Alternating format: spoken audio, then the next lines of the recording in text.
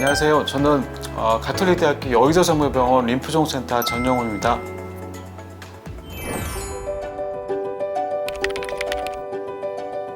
네, 이 질문도 가끔 나오는 질문이긴 하는데요. 일단 답은 아닙니다.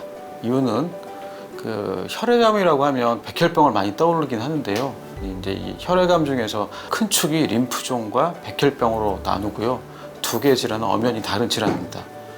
백혈병은 혈액세포, 즉 골수나 혈액 내에 암세포가 둥둥 떠다니는 형국이고, 림프종은 혈액세포에 병이 생긴 게 아니고 몸속에 있는 림프절이라고 해서 면역을 담당하는 일종의 우리 사람으로 치면 경찰서나 군대 이런 데에서 이제 병이 구획적으로 생기는 병이어서, 따라서 목이나 겨드랑이, 사타구니 이쪽에 이제 림프절이 분포되어 있는데요. 그쪽에 병이 생길 때 이제 우리 림프종이라고 부르고 있고요. 해당 림프절은 위나 장기 같이 전신에 다 퍼져 있고요. 그뿐 아니고 피부, 골수, 신경 이런 식으로 전신에 다 퍼져 있기 때문에 백혈병과는 다르다고 볼 수 있겠습니다. 그리고 환자의 수만 봐도 백혈병보다는 림프종이 거의 한 1.5배 정도 많은 걸로 되어 있고요. 최근에 20년도에 들어서면서부터도 한 해에 6,000명 정도가 새로운 환자가 발생할 정도로 점차 증가하고 있는 질환으로 지금 알려져 있습니다.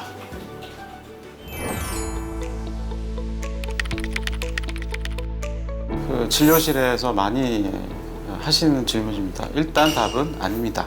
처음에 오신 분들 중에 많은 수의 환자분들이 나는 무척 건강하게 살았다, 평소에 운동도 열심히 하고 병원에 한 번도 안 가게 됐고 건강한 음식도 먹고 평소에 검진도 무척 잘 받았던 사람이었고 관리를 해왔는데 왜 림프종이 걸렸는지 모르겠다, 이렇게 말씀하시는 분들이 한 열에 7, 8명 정도 되시고요.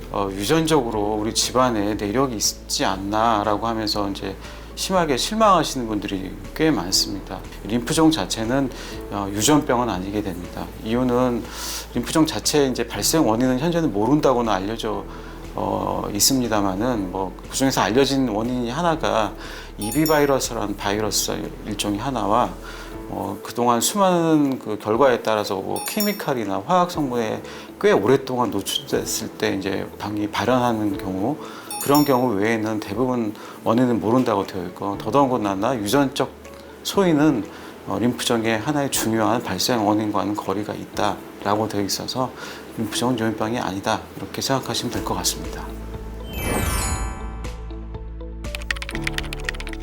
답부터 말씀드리면 림프종을 치료하면서 받은 항암제 때문에 완전히 불임이 발생하는 건 아닙니다. 근데 물론 항암을 받기 때문에 몸에 이제 일종의 화학 성분이 순환을 하기 때문에 생식장기에 영향을 주는 건 사실이긴 합니다. 근데 이게 영구적으로 불임을 유발하는 건 아니고요.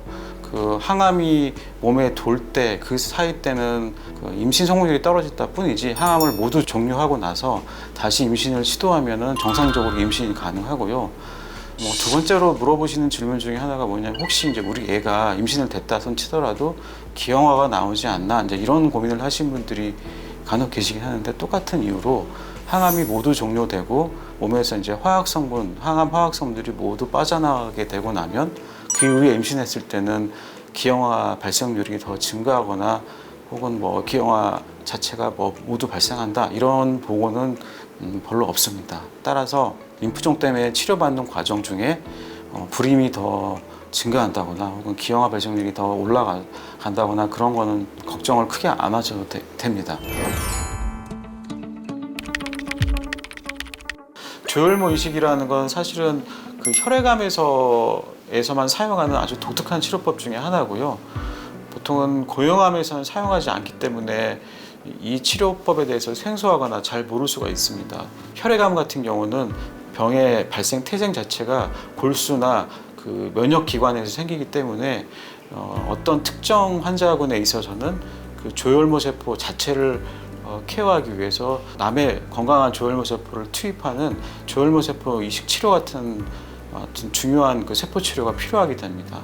허나 이 백혈병처럼 순수하게 혈액 엄마 세포에서 병이 생긴 경우는 거의 조혈모 세포가 치료법에 있어서 그 결정적인 치료의 어떤 수단이 될 수 있지만 이 림프종 같은 경우는 약간 그 고형암과 혈액암의 어떤 중간쯤에 있는 어떤 질환이라고 이해하시면 됩니다. 따라서 그 혈액암의 특성과 고형암의 특성을 동시에 이제 가지고 있기 때문에 두 가지 치료를 같이 병합하는 경우가 흔하게 있습니다.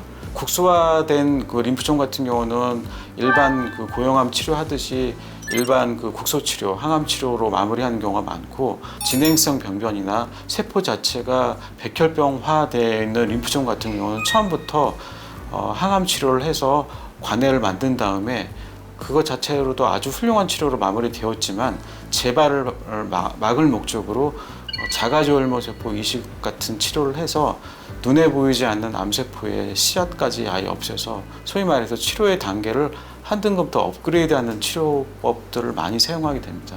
따라서 림프종 같은 환자는 모든 치료를 가지고 다 조혈모 이식을 치료하는 건 아니고요. 치료의 등급 중에서 약간 공격성을 띠고 백혈병화된 환자에서 어떤 특정한 그룹에서 처음부터 치료의 등급과 예후를 좀 더 향상할 목적으로, 업그레이드 목적으로 자가조혈모세포 이식을 한다. 둘째는 그 동종조혈모세포라고 남해골수를 받는 경우가 있습니다. 이 경우는 여러 가지 치료를 해서 실패한 환자에서 마지막 수단으로서 남해골수, 남해 건강한 면역세포를 주입함으로써 몸에 남아있는 잔존 그 혈액암의 그 암세포를 다 사멸하는 방법으로 암을 치유하는 목적으로 사용을 하게 됩니다. 따라서 그 이식이라는 게 크게 두 가지이긴 한데, 다른 고형암과 다르게 자가조혈모와 동종조혈모세포 치료가 많이 사용하거나 결정적인 치료법은 아니지만 아주 중요한 후반기의 옵션으로 사용할 수 있다는 게 어떻게 보면 차이점이라고 볼 수 있겠습니다.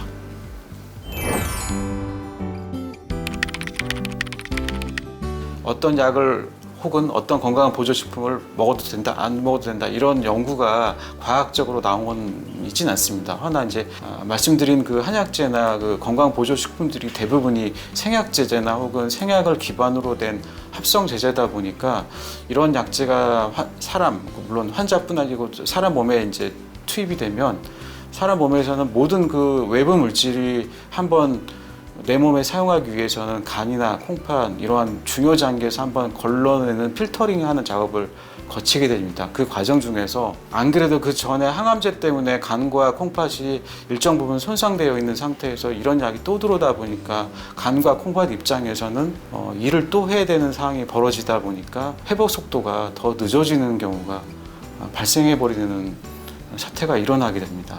이러한 장기들이 오히려 회복 기능이 더 떨어져 가지고 항암 치료 주기가 약간 늦춰지거나 아니면 아예 멈춰서 항암을 중단하는 경우가 가끔 생기기도 합니다. 혹은 환자가 입장에서는 가장 의사한테 듣고 싶거나 물어보고 싶거나 혹은 물어보기 무척 두려운 질문 중에 하나입니다. 림프종은 재발이 많지만 재발이 많더라도 치료가 되는 병이고요. 또한 완치도 충분히 될 수 있습니다. 림프종 같은 경우는 3기나 혹은 4기로 오신 분들도요, 열심히 치료받으면 표준 치료만으로도 완치율이 그 다른 고형암에 비교하지 못할 정도로 완치율이 상당히 좋습니다. 따라서 그냥 처음부터 나는 3기, 4기니까 치료가 안 될 거니 하고 처음부터 겁먹거나 너무 걱정으로 이렇게 할 필요는 없으시고, 요새 이제 치료하는 기법이나 이제 생물학적 제재 포함해서 신약들, 세포치료제를 기반으로 한 새로운 그 기술 치료제들이 과거 10년 전과 비교할 수 없을 정도로 옵션이 많아서 치료에 대한 어떤 기대 가치가 많이 올라가 있습니다. 따라서 완치율도 그만큼 과거에 비하면 많이 올라가 있기 때문에 희망을 갖고 치료하도록 저는 권장을 드립니다.